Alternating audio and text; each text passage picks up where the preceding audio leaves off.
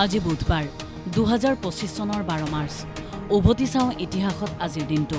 শ্ৰেয়া ঘোষালৰ জন্মদিন 1984 চনৰ 12 মাৰ্চত পশ্চিমবংগৰ বেৰহামপুৰত জন্ম হৈছিল টেলিভিছন ৰিয়েলিটি শ্ব' সাৰেগামাৰ জৰিয়তে খ্যাতি লাভ কৰা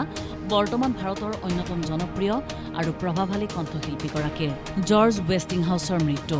1914 চনৰ 12 মাৰ্চত 67 বছৰ বয়সত নিউয়ৰ্কত মৃত্যু হৈছিল ৰেলৱে এয়াৰ ব্ৰেকৰ আৱিষ্কাৰক 362টা উদ্ভাৱনী পেটেণ্টৰ অধিকাৰী আমেৰিকান উদ্ভাৱক তথা উদ্যোগী অভিযন্তাজনৰ গণেশ পাইনৰ মৃত্যু 2013 চনৰ 12 মাৰ্চত 75 বছৰ বয়সত কলকাতাত মৃত্যু হৈছিল বাংলা লোককথা আৰু পৌৰাণিক কাহিনীৰ বিষয়বস্তু কেন্দ্ৰ কৰি কাব্যিক অতিবাস্তৱবাদ চিত্ৰশৈলীৰ বিকাশ ঘটোৱা বেংগল স্কুল অৱ আৰ্টৰ প্ৰতিভাশালী চিত্ৰশিল্পীগৰাকীৰ ভিয়েনা বিশ্ববিদ্যালয় প্ৰতিষ্ঠা 1365 চনৰ 12 মাৰ্চত অষ্ট্ৰিয়াত বিশ্বৰ অন্যতম প্ৰাচীন বিশ্ববিদ্যালয় তথা আটাইতকৈ পুৰণি জাৰ্মানভাষী বিশ্ববিদ্যালয় ভিয়েনা বিশ্ববিদ্যালয়ৰ প্ৰতিষ্ঠা কৰা হৈছিল প্ৰতিষ্ঠাপক চতুৰ্থ ডিউক ৰুডল্ফৰ নামেৰে বিশ্ববিদ্যালয়খন আলমা মেটাৰ ৰুডল্ফিনা নামেৰে নামাকৰণ কৰা হৈছিল মিছিছিপি মহিলা মহাবিদ্যালয় স্থাপন 1884 চনৰ 12 মাৰ্চত আমেৰিকাৰ ৰাজহুৱা উচ্চ শিক্ষা প্ৰতিষ্ঠান মিছিছিপি ইউনিভাৰ্চিটি ফৰ উইমেন স্থাপন কৰা হৈছিল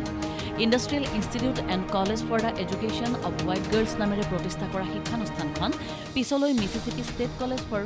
উইমেন হিচাপেও পৰিচিত হৈছিল কোকা কোলাৰ বিক্ৰী আৰম্ভ 1894 চনৰ 12 মাৰ্চত মিছিছিপিৰ ভিক্সবাৰ্গৰ বিডেনহাৰ্ণ কেণ্ডি কোম্পানীয়ে প্ৰথমবাৰৰ বাবে বটলত ভৰোৱা কোকা কোলাৰ বিক্ৰী আৰম্ভ কৰিছিল এয়াই বিশ্বব্যাপী জনপ্ৰিয় লঘু পানীয় কোকা কোলাৰ যুগৰ আৰম্ভণি হিচাপে গণ্য কৰা হয় মস্কোলৈ স্থানান্তৰিত ৰাছিয়াৰ ৰাজধানী 1918 চনৰ 12 মাৰ্চত ভ্লাডিমিৰ লেনিনে সম্ভাৱ্য বিদেশী আক্ৰমণৰ আশংকাত কৌশলগত পদক্ষেপ হিচাপে ৰাছিয়ান ছ'চিয়েলিষ্ট ফেডাৰেটিভ ছোভিয়েট ৰিপাব্লিক অৰ্থাৎ RSFSRৰ ৰাজধানী পেট্ৰগ্ৰাড অৰ্থাৎ ছেইণ্ট পিটাৰ্ছবাৰ্গৰ পৰা পুনৰ মস্কোলৈ স্থানান্তৰিত কৰে মহাত্মাৰ দাণ্ডী যাত্ৰা 1930 চনৰ 12 মাৰ্চত মহাত্মা গান্ধীয়ে সবৰমতী আশ্ৰমৰ পৰা ঐতিহাসিক দাণ্ডী যাত্ৰা আৰম্ভ কৰে ব্ৰিটিছৰ লোন আইনৰ প্ৰতিবাদত 78 জন লোকৰ সৈতে উপকূলীয় গাঁও দাণ্ডীলৈকে 241 মাইলৰ পদযাত্ৰা ভাৰতৰ স্বাধীনতা আন্দোলনৰ উল্লেখযোগ্য পৰিঘটনা হিচাপে চিহ্নিত হয় বাৰ্নাৰ্ড শ্ব'ৰ অগাষ্টাছ ডুজ হিজবিটৰ প্ৰিমিয়াৰ 1919 চনৰ 12 মাৰ্চত নিউয়ৰ্কত জৰ্জ বাৰ্নাৰ্ড শ্ব'ৰ একাংকিকা কমেডী নাটক অগাষ্টাছ ডুজ হিজবিটৰ প্ৰিমিয়াৰ অনুষ্ঠিত হয় 1916 চনত লিখা নাটকখনত ব্ৰিটিছ আমোলাতন্ত্ৰ আৰু বিশ্বযুদ্ধৰ প্ৰচেষ্টাক ব্যংগাত্মকভাৱে উপস্থাপন কৰা হৈছিল চাৰ্চ বিশ্ব স্বাস্থ্য সংস্থাৰ সতৰ্কবাণী জাৰি 2003 চনৰ 12 মাৰ্চত বিশ্ব স্বাস্থ্য সংস্থাই পিছলৈ চিভিয়াৰ একুইট ৰেছপিৰেটৰী চিণ্ড্ৰম অৰ্থাৎ চাৰ্চ বুলি চিনাক্ত ৰোগৰ বিশ্বব্যাপী সতৰ্কতা জাৰি কৰে সেই সময়ত বিশ্বজুৰি প্ৰাদুৰ্ভাৱ ঘটা শ্বাস প্ৰশ্বাসজনিত ৰোগ চাৰ্চ নিয়ন্ত্ৰণৰ আগতেই 8,000ৰো অধিক আক্ৰান্ত আৰু প্ৰায় 8 জনৰ মৃত্যু হৈছিল নাটোত অন্তৰ্ভুক্ত চেকিয়া পোলেণ্ড আৰু হাংগেৰী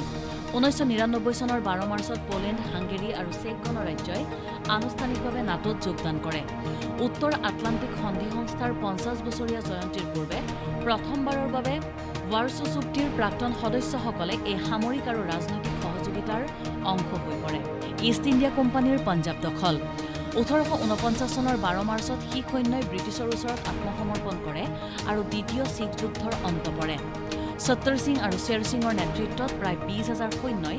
ৰাৱালপিণ্ডিৰ ওচৰত